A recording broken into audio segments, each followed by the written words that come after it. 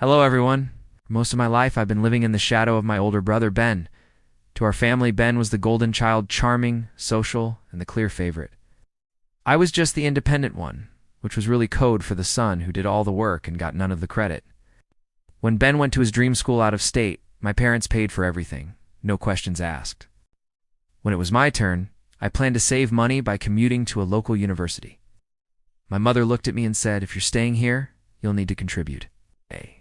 Ben deserved our help. You need to learn responsibility. So, while in college, I paid them $400 a month in rent and bought my own groceries, all while working a minimum wage job. I scraped by, sometimes skipping meals and buying used textbooks. While my parents were still sending Ben money every month, when Ben graduated with a 3.2 GPA, they threw him a huge party. When I graduated with a 3.9 in computer science, we had a quiet lasagna dinner. It wasn't about the money, it was the message it sent. I just didn't matter as much. After college, I worked hard, lived frugally, and started saving. Meanwhile, Ben married Sarah. With her constantly changing jobs and their 3 kids, they were always in some kind of financial trouble. My parents were their personal safety net, always bailing them out, buying them a new car, offering free childcare whenever they wanted. Seeing this, I knew I had to keep my own life, especially my finances, completely private. Eventually, I was ready to buy my first home, a decision I kept to myself. I knew that if I told my family, it would instantly become a group project, focused entirely on how my achievement could somehow benefit Ben. Of course, the news leaked anyway. A coworker mentioned my house hunting to someone who happened to be Ben's neighbor. And it didn't take long for my mother to call, her voice sickly sweet.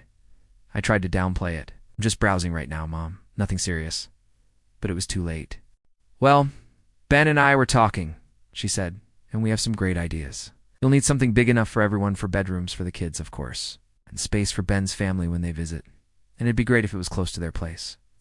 The floodgates opened. They started spamming me with listings for these ridiculous 5-bedroom mansions with pools.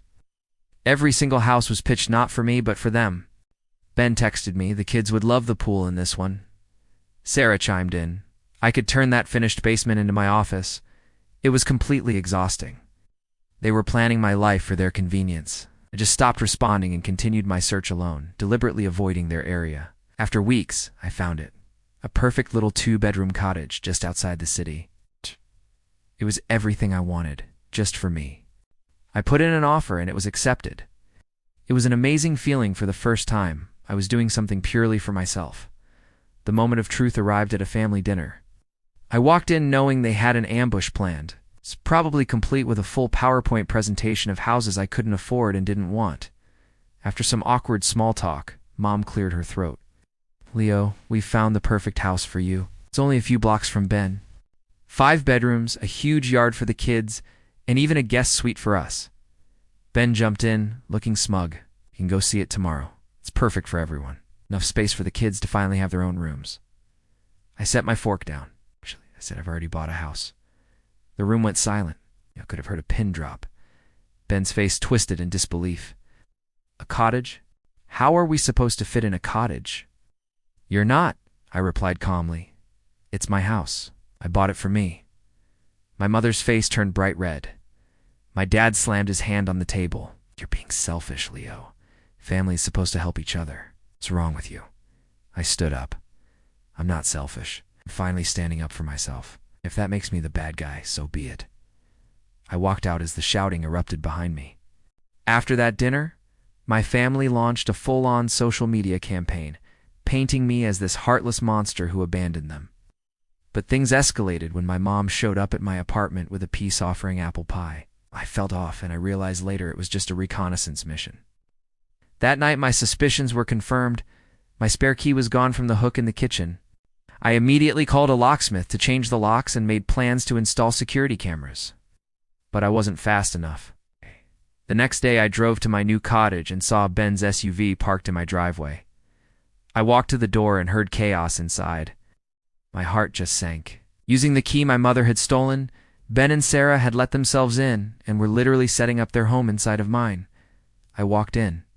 "What the hell's going on?" Ben didn't even flinch. "Oh, hey, Leo. We figured it'd be easier to just move in while you were out. Mom gave us the key. We really need the space." Instead of arguing, I just pulled out my phone and dialed 911. Ben was incredulous. Seriously, Leo? You're calling the cops on your own family? The police arrived and told Ben and Sarah they were trespassing and had to leave immediately. As they gathered their things and the food they'd taken from my pantry, Ben just muttered about how selfish I was. After the break-in, I was done. Blood isn't always thicker than water, especially when it's toxic. The guilt-tripping calls and the smear campaign continued, but the final straw came when Ben showed up at my office with all 3 kids. He staged this whole dramatic scene in the lobby, crying about how I was making his children homeless. Security had to escort them out, and I had to have a deeply embarrassing conversation with my manager. That was it. I took serious legal action. I filed for a restraining order against Ben and Sarah, citing the harassment and the break-in. My lawyer sent cease and desist letters to my parents about their social media posts. I installed a top-of-the-line security system, changed my phone number, and blocked my entire family. They still don't get it. In her last email, my mother said I was breaking her heart and that she raised me better than this. But for the first time in my life, I actually feel free.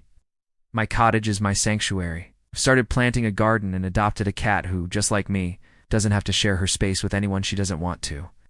I know some people might think cutting off my family is harsh, but after 27 years of being treated like a backup plan and an ATM, I'm finally putting myself first.